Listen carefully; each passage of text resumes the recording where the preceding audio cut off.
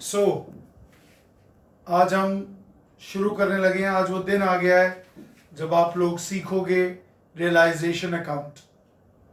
अभी तक हमने क्या किया? अभी तक हमने थ्योरी की बात करी, रियलाइजेशन अकाउंट का फॉर्मेट देखा, एसेट ट्रांसफर कर दो, लायबिलिटी ट्रांसफर कर दो, फिर प्रॉफिट आ जाएगा या लॉस आ जाएगा, ठीक है। और मैंने आपको बोला था रियलाइजेशन अकाउंट क्या है? Nominal in nature, so nominal account in nature, ठीक है। आज हम पहले क्या करेंगे? पहले हम रियलाइजेशन अकाउंट एक इलस्ट्रेशन से बनाना शुरू करेंगे, which is illustration number 10। Book हम फॉलो कर रहे हैं PS गरेवाल, पेज नंबर 8.17। बच्चों मैं आपको पहले इलस्ट्रेशन की पूरी फोटो दिखा देता हूँ 2 मिनट्स के लिए, आप उसकी पिक भी ले सकते हैं। उसके बाद मैं, क्योंकि स्पेस की अवेलेबिलिटी के हिसाब से मैं उस क्वेश्चन को अपने पास रखूँगा, साथ साथ आप प्लीज़ उसको क्लिक कर लीजिएगा, जिससे आपको फ़ायदा हो जाएगा और हम पूरे कॉन्सेप्ट को अच्छी तरह समझ पाएंगे। तो पहले हम रियलाइजेशन अकाउंट बनाना सीखेंगे इलस्ट्रेशन 10 के थ्रू। उसके बाद मैं आपसे बात करूंगा कि जब डिसोल्यूशन हो रहा है और पार्टनर ने या तो फर्म को लोन दे रखा है या फर्म से लोन ले रखा है, मतलब partner has given loan to the firm और firm has given loan to the partner, वो डिस्कस करेंगे। तो पहले मैं आपको एक बार इलस्ट्रेशन 10 शेयर करवा देता हूं, उसके बाद हम कंटिन्यू करते हैं। सो ये लीजिए इलस्ट्रेशन 10 देखिए।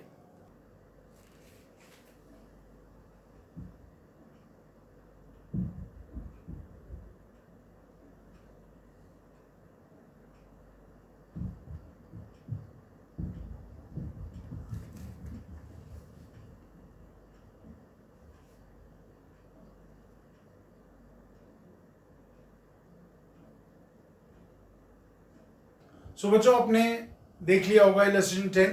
अब मैं उसे रीड करता हूं, ध्यान से देखेंगे। सो क्वेश्चन में क्या कहते हैं देखिए, Shanti and Satya were partners in a firm sharing profits in the ratio of 4:1। दो पार्टनर्स हैं, रेशियो है 4:1। ऑन 31 मार्च 2013, 31 मार्च 2013 को बेटा उन्होंने बैलेंस शीट दे रखी है आपको। क्या देखिए, आपके पास बैंक का बैलेंस है, आपके पास डेटर्स है, स्टॉक है, फर्नीचर है, मशीनरी है, शांति इज करंट अकाउंट। ओहो, याद रखना, फिर बता रहा हूं बेटा, जब भी आपका करंट अकाउंट या कैपिटल अकाउंट का बैलेंस एसेट साइड पे आ रहा है, इसका मतलब वो डेबिट बैलेंस है, इसका मतलब फर्म ने पार्टनर से पैसा लेना है, ये याद रखना, ठीक है। उसके बाद इधर आइए, creditors, workman compensation fund, Satya's current account, capital account है दोनों के, शांति और सत्या के। तो ये तो हो गई बैलेंस शीट। बैलेंस शीट का टोटल आ गया 4,50,000। अब क्वेश्चन जब भी आप शुरू करें उससे पहले थोड़ा सा ध्यान रखिएगा बैलेंस शीट को लेके। क्या ध्यान रखिएगा वो आप यहां सुने। पहले यहां पर आपके पास कोई ऐसा आइटम, कोई ऐसी चीज नहीं दी हुई जो पार्टनर के कैपिटल अकाउंट में सीधी जाएगी। मतलब आपकी बैलेंस शीट में सपोज लायबिलिटी साइड पे जनरल रिजर्व पड़ा है, प्रॉफिट एंड लॉस अकाउंट पड़ा है। कहां पड़ा है? लायबिलिटी साइड में। इसका मतलब पुराने प्रॉफिट्स हैं, फर्म डिसॉल्व हो रही है, फर्म डिसॉल्व हो रही है, पार्टनर्स को उनका पैसा दे दो। और मैंने आपको पहले से बोल रहा हूं पार्टनर्स को पैसे मिलेंगे, सो पार्टनर्स को पैसे मिलेंगे, उनका कैपिटल अकाउंट क्रेडिट हो जाएगा, general reserve P&L account debit हो जाएगा। तो एंट्री क्या कर दोगे? General reserve account debit, P&L account debit to all partners in their profit sharing ratio. इसका उल्टा भी हो सकता है बैलेंस शीट में, फिर सुन लो। सपोज डेफर्ड रेवेन्यू एक्सपेंडिचर दिया हो, एडवर्टीजमेंट सस्पेंस दिया हो, profit and loss account balance sheet की एसेट साइड में, तो उसको क्या बोलेंगे? It is a loss. So profit and loss account का बैलेंस अगर बैलेंस शीट की एसेट साइड में है या प्रॉफिट एंड लॉस अकाउंट का डेबिट बैलेंस है, बच्चों वो आपका क्या है? वो आपका लॉस है। वो आपको रियलाइजेशन अकाउंट में नहीं लेके जाना है, ना प्रॉफिट्स को लेके जाना है, ना लॉसेस को लेके जाना है। जिस तरह प्रॉफिट्स आपने पार्टनर को दिए हैं उसी तरह आप लॉसेस भी पार्टनर से चार्ज करोगे। अब पार्टनर को नुकसान हुआ, पार्टनर को लॉस राइट ऑफ कर रहे हो, लॉस खत्म कर रहे हो, तो पार्टनर का कैपिटल अकाउंट डेबिट हो जाएगा। और लॉस जैसे P&L का बैलेंस है, कौन सा, डेबिट बैलेंस, या एडवर्टीजमेंट सस्पेंस है, या डिफर्ड रेवेन्यू एक्सपेंडिचर है, ये सारे क्रेडिट हो जाएंगे। तो जनरल एंट्री क्या पास करोगे, यहाँ पे पार्टनर्स के कैपिटल अकाउंट को डेबिट करोगे, दुख डेबिट करोगे, partners capital account debit to ये वाले accounts, P&L debit balance, advertisement suspense और डिफर्ड रेवेन्यू एक्सपेंडिचर। तो ये याद रखना कभी भी क्वेश्चन शुरू करने से पहले, ठीक है। अब देखो और क्या इसमें देखना है। अगर मैं लाइबिलिटी साइड की बात करूं तो आपके पास एक आइटम आती है वर्कमैन कंपनसेशन फंड, जो मैंने अपने पिछले लेक्चर में वीडियो में भी डिस्कस किया था, लास्ट वाला, इससे पहले जो हमने बनाया था कल।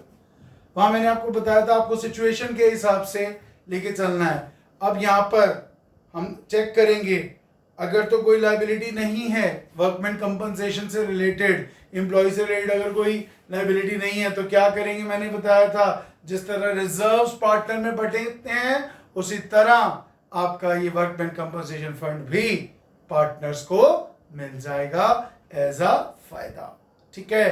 तो एंट्री क्या करेंगे, आपको याद है, workman compensation fund account debit to all partners in their profit sharing ratio, ठीक है।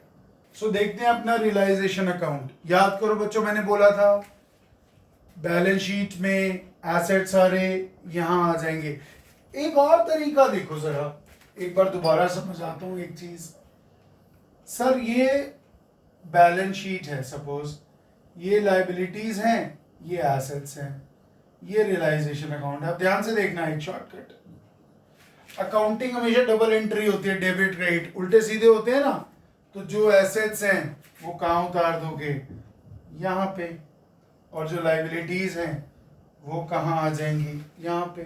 तो और लो सिंपल, सीधा क्या किया, एसेट्स को दे दिया यहाँ और लाइबिलिटीज को दे दिया यहाँ, और जो स्पेसिफिक लाइबिलिटीज हैं उसको हम साथ साथ डिस्कस कर लेंगे। तो बच्चों ये याद रखना, ये भी एक आपको लर्निंग हो जाएगी। तो आओ स्टार्ट करें। सबसे पहले आपके पास है बेटा बैंक का बैलेंस। मैंने आपको बताया था बैंक अकाउंट सेपरेट खुलेगा, बैंक अकाउंट आप रियलाइजेशन अकाउंट में ट्रांसफर नहीं करेंगे। क्यों नहीं करेंगे सर, बैंक को कैसे रियलाइज कर सकते हो, बैंक तो पहले ही रियलाइज है, पैसा तो है ही ना। रियलाइज किसको करना है, रियलाइज करोगे सामान को, रियलाइज करोगे डेटर को, रियलाइज करोगे बिल्डिंग को, रियलाइज करोगे मशीनरी को। कैश को कैसे रियलाइज कर सकते हो, कैश को बेच सकते हो, कैश को बेच नहीं सकते, तो बैंक अकाउंट नहीं खुलेगा। उसके बाद आ जाओ स्टार्ट करें। उसके बाद क्या आया हमारे पास, टू डेटर्स, हमने डेटर्स ट्रांसफर किए। आइए डेटर्स का अमाउंट देख लेते हैं 60,000। इसको आप इनर कॉलम में भी लिख सकते हैं और आउटर कॉलम में भी लिख सकते हैं, आपकी मर्जी है। टू स्टॉक अकाउंट, स्टॉक लिख दीजिए, स्टॉक अकाउंट लिख दीजिए, नो प्रॉब्लम, 85,000।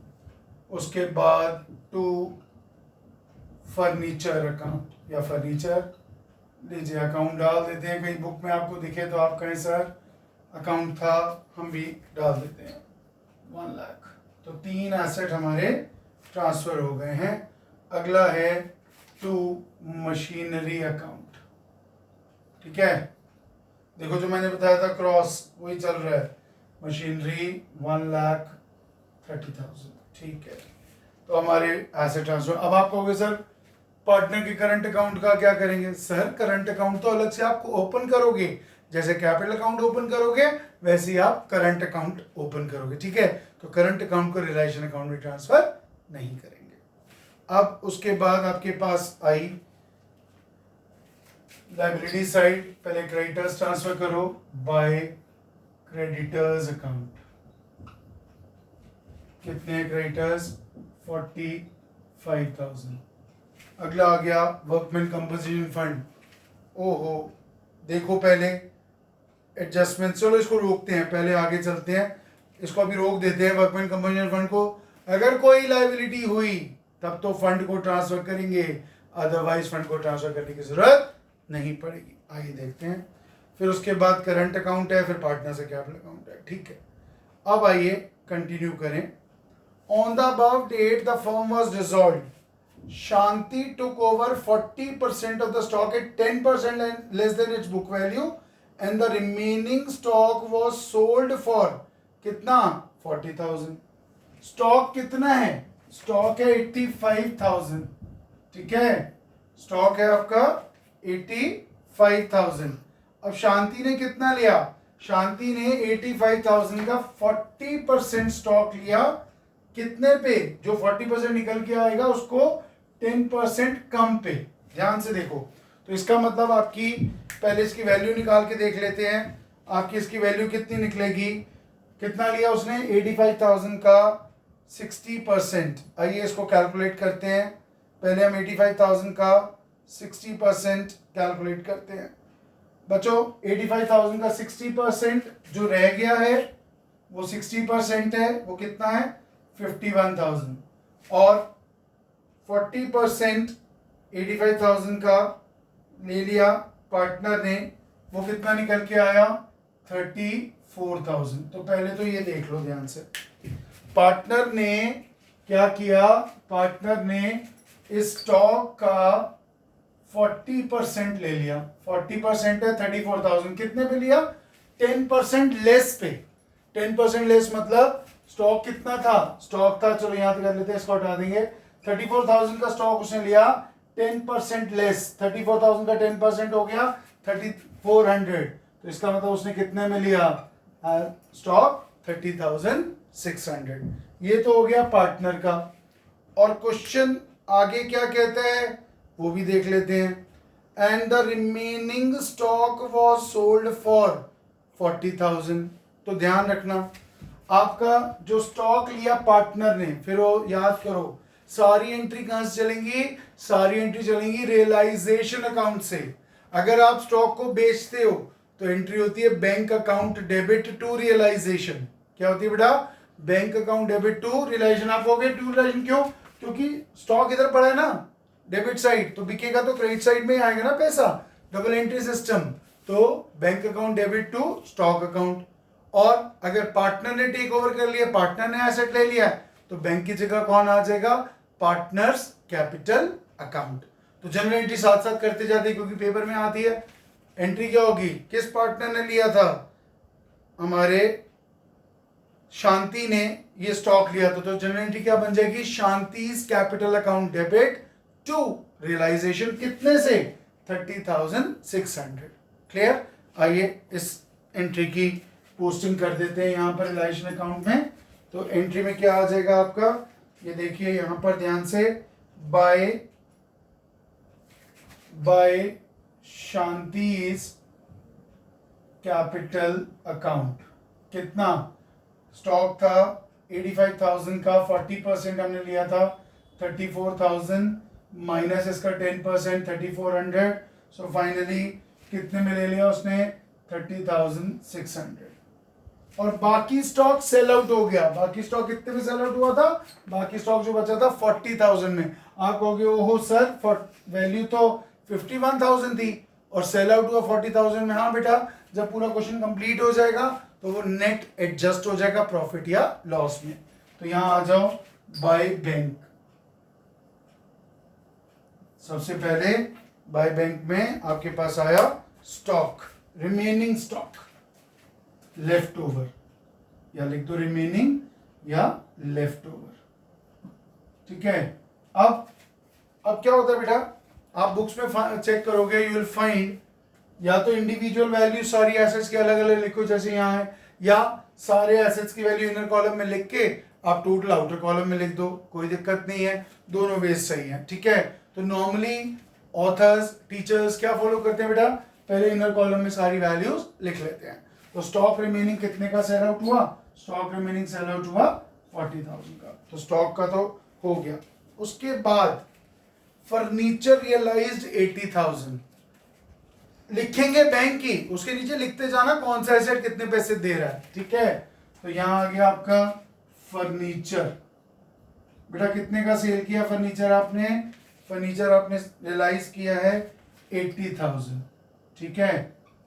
अब देखो जरा एक चीज, यहाँ फर्नीचर था 1 लाख का, सेल आउट हुआ 80,000 का, तो 20,000 का नुकसान हुआ है, तो बुक नहीं करना हाथों हाथ, ये गलती नहीं करना। जब पूरी कहानी खत्म होगी ना, जैसे आप ग्रॉस प्रॉफिट नेट प्रॉफिट निकालते थे क्लास 11 में, वैसे ही करना, ठीक है। अब उसके बाद आओ, an unrecorded investment was sold for 20,000। ओहो, अब बताओ फायदा या नुकसान। एक गुमा हुआ एसेट मिल गया, एक अनरिकॉर्डेड इन्वेस्टमेंट मिल गई, हमें फायदा हो गया। फायदा हो गया, हमारे पास पैसा आया तो एंट्री होगी bank account debit to realisation account. यहां लिख दो इन्वेस्टमेंट्स जो आपको मिल गई, अनरिकॉर्डेड। मैंने आपको फर्स्ट डे से कहा है, जब भी आपको फर्म को फायदा होगा, फायदे are always recorded on the credit side and खर्चे are recorded on the debit side. ये अकाउंटिंग का रूल है। तो इन्वेस्टमेंट्स कितने में सेल आउट हुई? इन्वेस्टमेंट सेल आउट हो गई अनरिकॉर्डेड 20,000। नेक्स्ट कहता है, ध्यान से देखिएगा, machinery was sold at a loss of 60,000। बच्चों मशीनरी की वैल्यू कितनी है? मशीनरी की वैल्यू है 1,30,000। इसको 60,000 के लॉस पे बेचा, तो कितने में बेचा? आपने इसको बेचा लॉस पे, कितने के लॉस पे? 60,000 के। तो इसका मतलब आपके पास मशीनरी बेच के कितना आया? आपके पास मशीनरी सेल आउट करके आया कितना? 70,000। आप कहेंगे कैसे? 130 की मशीन थी, 60 का लॉस हो गया और वो सेल आउट हो गई कितने में? 70,000। क्लियर? उसके बाद क्वेश्चन में आइए, उसके बाद क्या कहता है? Debtors realised 55,000। ठीक है जी, डेटर्स भी ले आते हैं। डेटर्स, मैं एक बार आपको फिर प्रोविजन का यहाँ दोबारा बता देता हूँ। इस क्वेश्चन में तो प्रोविजन नहीं है, बट अगर प्रोविजन होता तो या तो लाइबिलिटी साइड में दिख रहा होता प्रोविजन फॉर डाउटफुल डेट्स, या डेटर में से माइनस हो रहा होता। फिर याद कर लो, जब आप डेटर्स यहाँ ट्रांसफर करोगे तो फुल वैल्यू पे करोगे, पूरी वैल्यू पे, और प्रोविजन फॉर डाउटफुल डेट्स या बैड डेट रिजर्व को बाई साइड ट्रांसफर करोगे। ठीक है, याद रखना। आगे क्या कहते हैं? डेटर्स भी हो गया। There was an outstanding bill for repairs, जो हमने पे किया। कितने का पे किया? 19,000 का। जब पैसे आए थे तो जनरल एंट्री क्या करी थी? Bank to realisation. अब पैसे जाएंगे तो एंट्री हो जाएगी रियलाइजेशन टू बैंक। कितने का बिल था? आपका था वो 19,000 का। सो टू बैंक। अब आपने आउटफ्लोज मतलब पेमेंट कर रहे हो। आउटस्टैंडिंग बिल फॉर रिपेयर्स, ठीक है, 19,000। ओके, यहाँ तक आ गई बात समझ। उसके बाद कहता है प्रिपेयर रियलाइजेशन अकाउंट। अब देखो, मैंने आपसे एक बात कहा था, क्या कहा था? वर्कमैन कंपनसेशन से रिलेटेड कोई एंट्री नहीं है। तो वर्कमैन कंपनसेशन से रिलेटेड कोई एंट्री नहीं है, तो इसका मतलब आप पूरा फंड पार्टनर्स को बांट देंगे। पार्टनर्स को फायदा, पार्टनर्स का कैपिटल अकाउंट क्रेडिट, ठीक है, और workman compensation fund account debit. तो एंट्री क्या कर दोगे? Workman compensation fund account debit to partners capital account old ratio. ठीक है। अब एक बात याद करो, मैंने बोला था आपसे रियलाइजेशन के टाइम, कोई एसेट यहां लिखा है, उसकी सेल नहीं बताई हुई, इग्नोर। एसेट नहीं बिका, नहीं पता, छोड़ दो। लेकिन भैया पैसे लेने वाला तो बाहर खड़ा है, उसके तो पैसे देने हैं। अब देखो क्रेडिटर को कितने देने थे? क्रेडिटर को 45 देने थे 1000, और क्वेश्चन में तो कोई इंफॉर्मेशन है ही नहीं। खुश मत हो ना, जब तक कोई इंफॉर्मेशन ना हो खुश मत होना। ओहो जी, क्रेडिटर के बारे में तो कुछ पता ही नहीं है, हमें क्रेडिटर को पेमेंट करने की जरूरत है। नहीं, बाय डिफॉल्ट लायबिलिटी की पेमेंट होगी। अगर कुछ नहीं लिखा है तो उसकी बुक वैल्यू पे, और अगर कुछ लिखा है तो उसके हिसाब से। इसका मतलब ये जो बच्चों आपके पास क्रेडिटर है, ये जो क्रेडिटर है, इसको आपको 45,000 रुपीज देने ही पड़ेंगे। चाहे क्वेश्चन में नहीं भी लिखा है कि क्रेडिटर को पे किया नहीं किया, आपको क्रेडिटर को पे करने ही पड़ेंगे। Is this clear? तो याद रखिएगा, आपको क्रेडिटर को 45,000 पे करने पड़ेंगे। ठीक है, तो यहां पर आ जाइए, लिख देते हैं क्रेडिटर्स। सो बच्चों ये ज़रूर ध्यान रखना, मैं इसके लिए एरो भी बना देता हूँ, ये ज़रूर ध्यान रखना आपकी पेमेंट हो जाएगी 64,000। ये मैं बना रहा हूँ, ये मैं बना रहा हूँ आपके लिए, ध्यान रखना, ये पेमेंट करनी मत भूलना, ठीक है, ये पेमेंट करनी मत भूलना। अब आ जाओ, अब सारी एंट्रीज हो गई। अब जैसे ग्रॉस प्रॉफिट या नेट प्रॉफिट निकालते थे वो निकालते हैं। सबसे पहले देखो आपके सारे एसेट्स कितने के रियलाइज हुए, 40 plus 80 plus 20 plus 70 plus this much 55, ये आपके एसेट्स रियलाइज हुए 2,65,000 के, ठीक है। अब रफ में टोटल लगाना, मैं क्या बोल रहा हूँ, रफ में टोटल लगाना, डायरेक्ट मत लगा देना, पहले डेबिट साइड का टोटल लगाते हैं। सर डेबिट साइड का टोटल आएगा आपका 4,39,000, यहाँ लिख लेते हैं रफ में 4,39,000, और इधर का आपका टोटल आएगा वो भी मैं आपको बता देता हूँ, एक सेकेंड में कैलकुलेट करके। आइए 4,39,000 माइनस 98,400, इधर का टोटल वो कितना हो गया आपका, बचेगा जो ये आपका इधर का टोटल आएगा, बेटा दोबारा बोल देता हूँ, इधर का टोटल आएगा 3,40,600। सो ध्यान से देखिएगा, इधर का आपका टोटल आएगा 3,40,600। अब आपको पता है किसी भी नॉमिनल अकाउंट में अगर डेबिट साइड का टोटल बड़ा होता है और क्रेडिट साइड का टोटल छोटा होता है तो क्या होता है, वहां पर होता है लॉस, और ये लॉस कहाँ जाएगा, पार्टनर्स के कैपिटल अकाउंट में।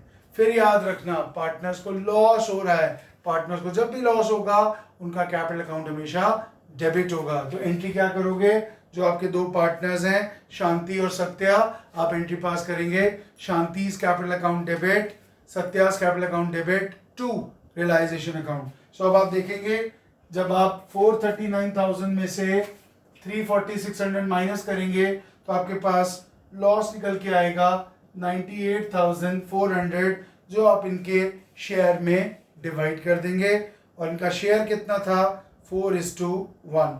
सो आप क्या करोगे बच्चों, 98,400 को 4:1 में डिवाइड कर दोगे, उसके बाद आपका क्वेश्चन कंप्लीट होगा। आइए बाय लॉस ट्रांसफर टू दोनों partners, Shanti's capital account and Satya's capital account, 78,720 और 19,680। सो ये बन गया 98,400।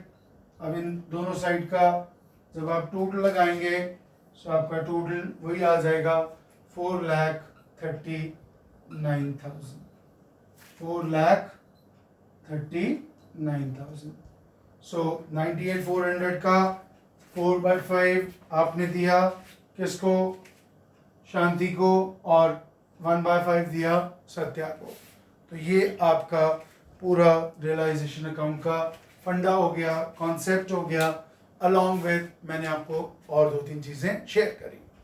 सो ये देख सकते हैं आप, बस ध्यान रखिएगा क्रेडिटर्स का, लाइबिलिटीज़ का अगर कुछ नहीं दे रखा है तो प्लीज़ प्लीज़ प्लीज़ उसकी पेमेंट कर देना, उसकी पेमेंट कर देना, ठीक है। अब मैं आपको 2 चीज़ और बताऊंगा जो मैंने स्टार्टिंग में कहा था, लोन फर्म ने दिया पार्टनर को या पार्टनर ने दिया फर्म को, आइए उसको डिस्कस करते हैं। बहुत इंपॉर्टेंट है, बच्चों को ये दिक्कत बहुत होती है, आइए डिस्कस करते हैं। अब बात करते हैं लोन की, उधारी की।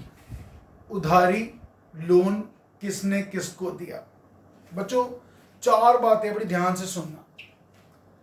फर्म ने बैंक से लोन लिया हुआ है, पहला सुनना, फर्म ने कहां से लोन लिया हुआ है, बैंक से।